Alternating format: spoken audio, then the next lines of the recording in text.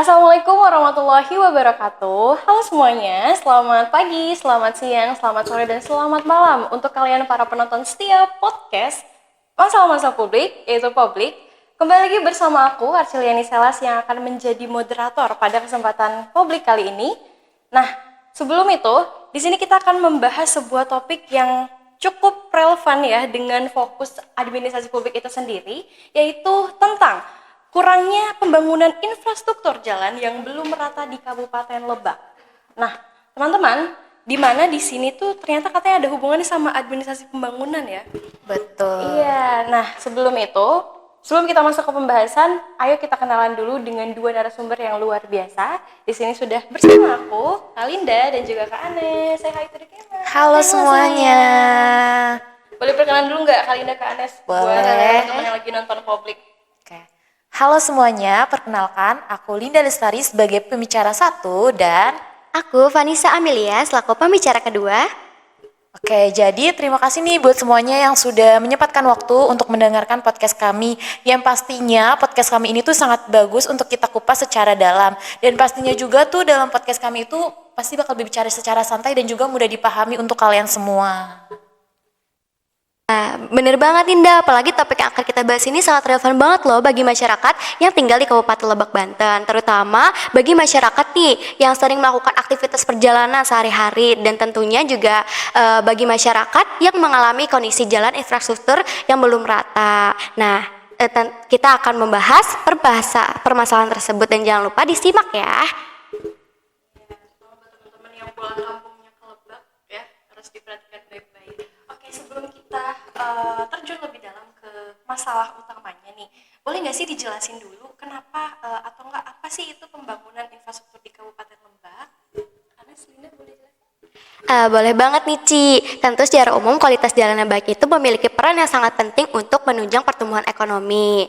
Nah, serta meningkatkan kesejahteraan masyarakat. Namun di Kabupaten Lebak sendiri ini sayangnya infrastruktur jalan ini masih belum rata dan juga sangat mempengaruhi kondisi-kondisi jalan gitu. Apalagi bagi warga setempat juga yang sering melakukan perjalanan dan juga sering melewati jalan-jalan yang rusak gitu. Tentu saja itu juga dapat menghambat kesejahteraan masyarakat dan juga dapat membahayakan para pengguna jalan yang melintas atau jalan tersebut yang rusak gitu. Bener Nes, kalau misalnya kita bicara soal infrastruktur jalan tuh pastinya ada kesenjangan di pembangunan jalan ini. Nah, ada tuh di beberapa wilayah-wilayah tertentu mengalami jalan yang kualitasnya bagus, sedangkan di wilayah-wilayah lainnya tuh mengalami jalan yang tidak merata. Kayak misalnya jalannya berlubang, berkerikil, bahkan belum teraspal. Nah, faktor-faktor ini tuh disebabkan karena adanya keterbatasan anggaran sehingga prioritas pembangunan yang tidak merata serta kurangnya perencanaan jangka panjang sering menjadi penyebab utama permasalahan ini.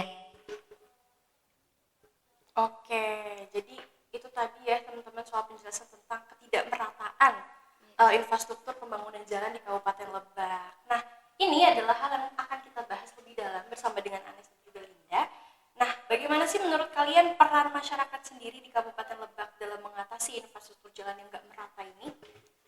Tentunya peran masyarakat pasti kecewa ya karena jalan mereka tuh rusak. Terus kalau misalnya mereka mau akses jalan pastinya sulit ya, apalagi buat anak-anak yang mau ke sekolah, terus mereka untuk mencari kerja. Nah, ini tuh ada contoh dari desa Kartarahaja yang dimana mereka tuh membuat banner yaitu dengan menyindir pemerintah, yaitu selamat datang di wilayah ini, padahal wilayah mereka tuh bener-bener jalannya rusak. Dan ada desa lagi yang namanya Desa Salarahaja di Kabupaten Lebak itu para warganya tuh membangun jalan sendiri, yaitu dalam arti dia membenarkan jalan sendiri dengan biaya mereka sendiri. Jadi masyarakat itu berharap dan berantusias banget kalau jalan mereka tuh dibenerin gitu. Jadi peran masyarakat adalah mereka keluarin uang sendiri, ngebangun jalan sendiri, memperbaiki jalan sendiri ya. Iya betul. Saking pemerintah nggak ada geraknya juga ya. Iya, betul banget. Nah, ini jadi perhatian yang serius ya teman-teman. Kok bisa masyarakat malah ikut terjun sendiri gitu ya. Nah, kalau misalnya kita mulai masuk ke data nih, kira-kira ada nggak sih data terbaru terkait infrastruktur pembangunan jalan yang belum rata di Kabupaten Lebak? Oke, kita masuk ke dalam data nih. Menurut data dari PUPR sendiri itu, terdapat total jalan sejauh 179 km, yang dimana terdapat 200 km itu mengalami jalan kerusakan, yaitu dari kondisi jalan kerusakan ringan hingga kondisi jalan rusak. Dan di mana dalam catatan tersebut, data tersebut yang menunjukkan bahwa Kabupaten Lebak ini mengalami penurunan kualitas infrastruktur jalan, yang di mana terdapat faktor-faktor yang dapat menyebabkan kerusakan jalan tersebut, seperti kurangnya perencanaan yang matang dalam pemerintah sendiri dalam mengupayakan pembangunan jalan, dan juga ada terbatasnya anggaran biaya dari pemerintah sendiri untuk mengelola pembangunan jalan tersebut. Dan juga yang terakhir itu ada di mana kendaraan yang mengalami kelebihan beban untuk melintasi jalan tersebut gitu. Oke, banyak ya ternyata Iya. data jalan rusak di Lebak gitu ya. Terus kalau untuk permukaan panjang jalan itu gimana?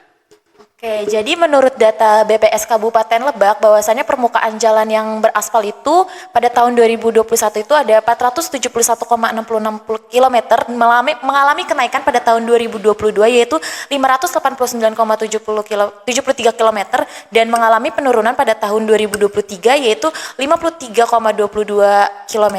Nah, permukaan berkerikil itu pada tahun 2021 yaitu 171,55 km, dan mengalami penurunan pada tahun 2022 yaitu 10,30 km, lalu mengalami kenaikan lagi pada tahun 2023 yaitu 25,65 km. Dan kalau misal permukaan tanah itu tidak ada data pada tahun 2021 sampai 2023, dan permukaan lainnya yaitu dengan jumlah 130,72 km, lalu mengalami kenaikan yaitu 173,90 km, dan mengalami penurunan pada tahun 2023 yaitu 120,85 km. Gitu ya. Ternyata tadi kalau misalnya aku dengar data dari Linda, naik turun ya ternyata. Iya, setiap datanya. Kerusakan jalan di Lebak ini ya. Kadang naik, kadang turun, yang nggak pasti gitu ya. Nah, kalau menurut Vanessa ya, kondisi jalan di Kabupaten Lebaknya itu kayak gimana sih? Nah, untuk kondisi jalan di Kabupaten Lebak sendiri nih, Ci, itu terdapat kategorinya loh ternyata. Iya, betul sekali. Nah, untuk kategorinya itu di Kabupaten Lebak sendiri tergolong menjadi 4 kategori, yang dimana itu ada kategori jalan baik, kategori jalan rusak ringan, kategori jalan rusak sedang, hingga rusak berat gitu. Nah, untuk datanya sendiri itu data pada tahun 2021 yang dimana kondisi jalan rusaknya ini, sebelum kita masuk ke datanya dulu, aku mau ngejelasin sedikit bahwa dimana pemerintah itu melakukan perbaikan jalan itu pada kondisi infrastruktur jalan yang mengalami kerusakan rusak hingga kerusakan rusak berat. Nah, untuk datanya sendiri itu dari tahun 2021 itu kerusakan rusak itu totalnya seluas 113.762 km, dan rusak total berat itu sejauh 132.896 km. Nah, pada tahun 2022 kondisi jalan rusak itu seluas 113.887 km, dan jalan rusak berat itu seluas 129.756 km. Nah, untuk pada tahun 2023 ini mengalami perubahan yang cukup signifikan, yaitu mengalami penurunan sekitar yang rusak itu setotalnya ada 4,26 km, dan untuk yang rusak beratnya itu totalnya ada 34,96 km. Nah, dari tahun ke tahun ini sebenarnya mengalami penurunan yang cukup signifikan, Ci, untuk kualitas jalan di daerah Lebak Banten sendiri. Namun untuk kualitas jalan yang mengalami rusak berat itu masih tetap naik dari tahun ke tahun gitu. Jadi itu ada banyak faktor yang menyebabkan kondisi jalan tersebut, kayak misal pembangunan rusak dan rusak berat itu meningkat. Nah, sehingga itu tuh mengalami penurunan kualitas dari jalan Kabupaten Lebak sendiri. Oh, oke. Jadi banyak faktor ya, dan ternyata pemerintah juga udah coba untuk mengatasi hal tersebut ya, cuman masih juga naik turun ya. Nah, kalau gitu kita mulai masuk ke identifikasi masalah. Kalau menurut kalian, apa sih yang menyebabkan ketidakmerataan infrastruktur jalan di Lebak ini? Nah, ketidakmerataan infrastruktur jalan ini bisa menyebabkan beberapa hal gitu, Ci, seperti terhambatnya akses menuju sekolah yang menyebabkan tingkat partisipasi pendidikan itu di Kabupaten Lebak itu menurun, dan juga akses perjalanan yang sulit juga dapat menghambat fasilitas-fasilitas kesehatan yang masuk ke daerah Kabupaten Lebak sendiri, sehingga fasilitas kesehatan itu terhambat gitu, dan juga dapat menghambat mobilitas barang dan jasa, sehingga dapat mengakibatkan turunnya dalam perekonomian di Kabupaten Lebak sendiri. Oke, kan tadi kan udah dibahas masalah anggaran dan pastinya tuh adanya keterbatasan anggaran, termasuk keterbatasan anggaran perencanaan pembangunan yang tidak efektif. Nah, menurut data Pemkab, pemerintah Kabupaten Lebak, bahwasannya anggaran pada tahun 2023 menganggarkan 32 miliar untuk pembangunan 72 titik jalan poros desa yang kondisinya rusak berat dengan panjang jalan 35 kilometer. Jadi setiap desa itu memiliki atau mengalami kerusakan yang berat ya, dan pastinya anggarannya juga besar. Nah, kalau gitu bagaimana sih perencanaan pembangunan inklusif dan berkelanjutan dari pemerintah untuk mengatasi ketimpangan berat ini? Nah, untuk perencanaan inklusif ini tuh berarti melibatkan semua pihak yang dapat terkait di dalam proses pembangunan tersebut. Nah, perencanaan ini tuh dipertimbangkan untuk menentukan proses jalannya pembangunan tersebut, yang dimana masyarakat ini juga dapat ikut andil gitu dalam proses perencanaan tersebut.